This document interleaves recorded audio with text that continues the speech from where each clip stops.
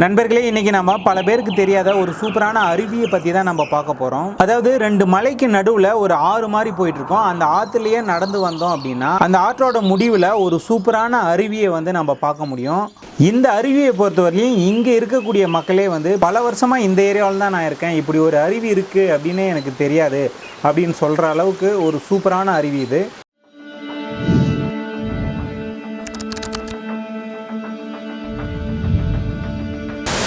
வணக்கம் நண்பர்களே, இது உங்கள் வில்லேஜ் டேட்டாபேஸ். நான் வந்து இப்போ ஒரு அருவிக்கிட்ட இருக்கேன். இந்த அருவியோட பேர் வந்து சத்தியமாக எனக்கு தெரியல. இந்த அருவி எங்கே இருக்குது அப்படின்னு சொல்கிறதுக்கு முன்னாடி எப்படி இருக்குது அப்படின்றத வந்து சொல்லிடுறேன். அதாவது ஒரு மலையோட உச்சியிலேருந்து அந்த அருவியோட தண்ணி ஊற்றிட்டுருக்கு. அந்த தண்ணி வந்து கீழே உழக்கூடிய இடம் வந்து எப்படி இருக்குன்னு பார்த்தீங்கன்னா ஒரு நீச்சல் குளம் மாதிரி இருக்குது.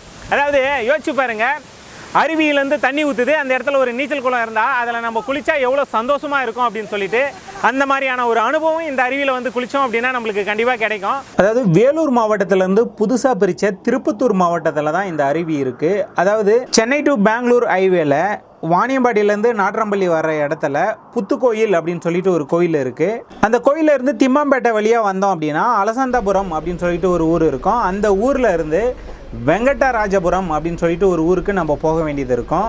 இந்த வெங்கடராஜபுரம் கோயில் இருக்கு இல்லையா, இந்த கோயிலில் இருந்து கூட்டாறு போகிற வழி எந்த வழி அப்படின்னு கேட்டோம்னா வழி சொல்லுவாங்க. அந்த வழியாக வந்தோம் அப்படின்னா ஒரு கட்டத்துக்கு அப்புறம் நம்ம வரக்கூடிய அந்த ரோட்டில் வந்து ஆறு கிராஸ் ஆகி தண்ணியெல்லாம் போயிட்டுருக்கோம். அந்த வழியில் தான் நம்ம கிராஸ் பண்ணி வர வேண்டியது இருக்கும்.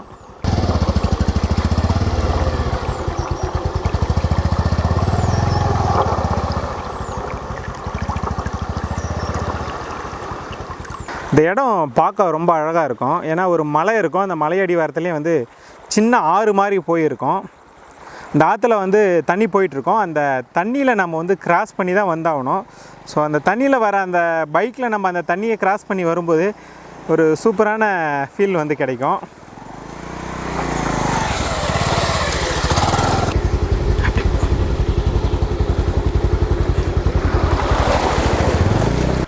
நண்பர்களே, இது வந்து பார்த்திங்கன்னா ஒரு சைட்லேருந்து அந்த ஆற்றுலேருந்து தண்ணி வந்துட்டுருக்கு.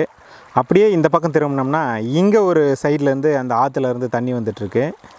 அதுக்கு அடுத்து நம்ம இப்படி திரும்பினோம்னா இந்த ரெண்டு ஆறும் வந்து ஒன்றா சேர்ந்து இந்த பக்கமாக போயிட்டுருக்கு. இந்த கூட்டாறுன்னு சொல்லுவாங்க இல்லையா, ஸோ 2-3 ஆறுலாம் ஒன்று சேர்ந்து போகிற ஏரியா, ஒன்று சேர்கிற இடம், அந்த மாதிரியான இடம் தான் இது. அந்த ஆற்று மேலே இருந்து நம்ம மேலே ஏற ஆரம்பித்ததும் இப்போ பார்க்குறோம் இல்லையா, இந்த மாதிரியான சின்ன சின்ன ஒத்தையடி பாதை மாதிரி தான் இருக்கும். இந்த பாதையில் நம்ம வந்தோம் அப்படின்னா ஒரு வீடு ஒன்று வரும். ஸோ அந்த வீட்டுக்கிட்ட வந்து இதுக்கப்புறம் நம்ம வண்டியில் போக முடியாது, இங்கே தான் வந்து வண்டியை நிறுத்தி ஆகணும். ஸோ நண்பர்களே, நம்ம இங்கேருந்து கொஞ்சம் தூரம் நடந்து தான் போய் ஆகணும். ஸோ அந்த நடக்கிற வழி எல்லாமே கூட வந்து பார்த்திங்கன்னா ரொம்ப நேச்சுரலாக ரொம்ப அழகாக இருக்கும். ஏன்னா அந்த நெல் வயல் இதெல்லாமே இருக்கும். அப்படி இல்லைன்னா இந்த சைடு வந்து ஆறு மாதிரி போயிட்டுருக்கு, அந்த மலையடி வாரத்தில் ஆறு மாதிரி போயிட்டுருக்கு. அதுவுமே பார்க்குறதுக்கு ரொம்ப நல்லாயிருக்கு. நம்ம நடந்து போனோம், வாங்க நடக்க ஆரம்பிச்சிடலாம். இந்த வீட்டுக்கிட்ட நம்ம வண்டியை நிறுத்திட்டு போகிறதுக்கு 10 ரூபா கட்டணமாக அந்த வீட்டுக்காரங்களுக்கு நம்ம கொடுக்க வேண்டியது இருக்கும். இருந்தாலும் வண்டி சேஃபாக இருக்குது இல்லையா, அதான் நம்மளுக்கு ரொம்ப முக்கியம். ஸோ நண்பர்களே, கிட்டத்தட்ட இப்போ வந்து டைம் 11 ஆகுது. 2 கிலோமீட்டர் வந்து நம்ம நடந்து போக வேண்டியது இருக்கும். அங்கே போய் சேரக்கூடிய நேரம் எவ்வளோ நேரம் ஆகுது அப்படின்றத நான் அங்கே போய் உங்களுக்கு சொல்கிறேன். இங்கேருந்து நம்ம கிராஸ் பண்ணி வரும்போதே சின்ன சின்ன அந்த ஆறை கிராஸ் பண்ணி தான் போனோம். நிறைய தண்ணி வந்துட்டுருக்கு. இப்போ மழை பெஞ்சதுனால இப்போ அந்த தண்ணி ஜாஸ்தியாக வருது. பார்க்க ரொம்ப சூப்பராக இருக்குது. இந்த தண்ணியை பார்க்கும்போதே நம்ம எப்போ அந்த அருவிக்கிட்ட போவோம் அப்படின்ற ஆர்வம் வந்து நம்மளுக்கு வந்துடுது ஆட்டோமேட்டிக்காக. இது தவிர இப்போ வந்து நவம்பர் மாதம் மழை வந்ததுனால இங்கே தண்ணி அதிகமாக வந்துட்டுருக்கு. இந்த இடத்துக்கு நாங்கள் போகிறோம். இந்த அருவியை பொறுத்தவரையும் மழை ஜாஸ்தியாக வருது அப்படின்னா மட்டும்தான் இந்த அருவியில் தண்ணி வரும், மற்ற டைம் தண்ணி வராது. இந்த இடத்துக்கு வந்தோம் அப்படின்னா ஆறு மாதிரி போகும். இந்த ஆற்றுல இறங்கி நடந்து போகிறதுனால போகலாம்.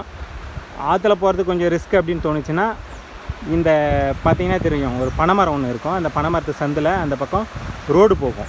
அந்த பனைமரம் இருக்கு இல்லையா, அந்த பனைமரத்து வழியாக போனீங்க அப்படின்னா ஒரு ரோடு போகும். அந்த ரோட்லேயே வந்து நீங்கள் போயிடுங்க. எங்களுக்கு வந்து வழி தெரியல, அதனால் இந்த ஆற்றுலேயே வந்து நாங்கள் நடந்து போக ஆரம்பிச்சிட்டோம். ஆனால் நாங்கள் ரிட்டர்ன் வரும்போது அந்த வழியில் வரும்போது ஈஸியாக சீக்கிரமாக வந்துட்டோம். ஸோ முடிஞ்ச வரையும் அந்த பனைமரத்தை ஞாபகம் வச்சுக்கிட்டு அங்கேருந்து ரோடு மாதிரி போகுது, அந்த ரோட்லேயே நீங்கள் வந்து தாராளமாக போயிடுங்க. அந்த ஆற்றுல நடந்து போகிறதுமே ஒரு விதமான த்ரில் கலந்த ஒரு சூப்பரான அனுபவமாக இருந்தது. அது ஒரு அந்த ஆறு மாதிரி போகுது இல்லையா, அந்த ஆற்றோட சென்ட்ரலில் தான் வந்து நான் நின்றுட்டுருக்கேன். ஓரளவுக்கு ஒரு முட்டிக்கால் அளவு தண்ணி இந்த இடத்துலையே இருக்குது. ஸோ என்ன தோணுதுன்னா இங்கேயே வந்து தண்ணியில் உக்காந்துடலாம், ஸோ இங்கேயே குளிக்கலாம் அப்படின்ற மாதிரி தான் எனக்கு ரொம்ப ஆசையாக இருக்குது.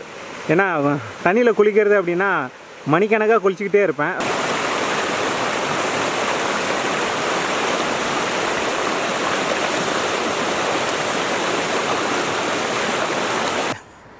அதாவது அந்த ஆற்றுலேயே நம்ம நடந்து வந்தோம் அப்படின்னா ஒரு கட்டத்துக்கு அப்புறம் மலையோட பக்கவாட்டத்தில் மேலே ஏற ஆரம்பிச்சிடும். ஸோ பார்த்தீங்கன்னா தெரியும், அந்த ஆறு வந்து கீழே போயிட்டுருக்கு. ஸோ இதில் தான் போயிட்டுருக்கு, ஆற்றுலேயே போயிட வேண்டாம்.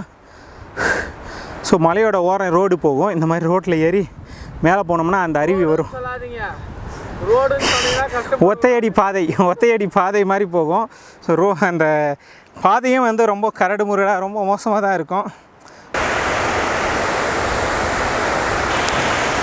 ஸோ ஆக்சுவலி 2 வாட்டர் ஃபால்ஸ் இருக்குது. இங்கே ஒரு வாட்டர் ஃபால்ஸ் சின்னதாக இங்கே வந்து இருக்குது. அந்த வாட்டர் ஃபால்ஸ் எப்படி இருக்குன்னு கிட்டே போய் காமிக்கிறேன். இதை தவிர இன்னொரு பெரிய வாட்டர் ஃபால்ஸ் ஒன்று இருக்குது, அதையும் வந்து போய் பார்க்கலாம். ஒரு வழியாக அந்த அருவி இருக்கிற இடத்துக்கு கிட்டே வந்துட்டோம். ஸோ இது வந்து ஒரு அருவி. இதை தவிர இன்னொரு அருவியும் இருக்குது, அதையும் காமிக்கிறேன் உங்களுக்கு. இந்த அருவி எப்படி இருக்குன்னு பாருங்கள். இடம் எல்லாமே வேறு லெவலில் இருக்குது. இந்த பேச்சுலர்ஸாக பசங்களாக வந்தோம் அப்படின்னா என்ஜாய் பண்ணுறதுக்கு ஏற்ற மாதிரியான ஒரு சூப்பரான இடம் இது.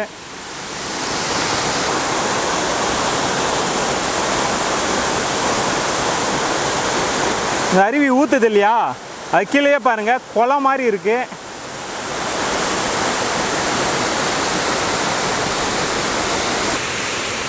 அப்படியே இங்கேருந்து மேலே ஏறணும்.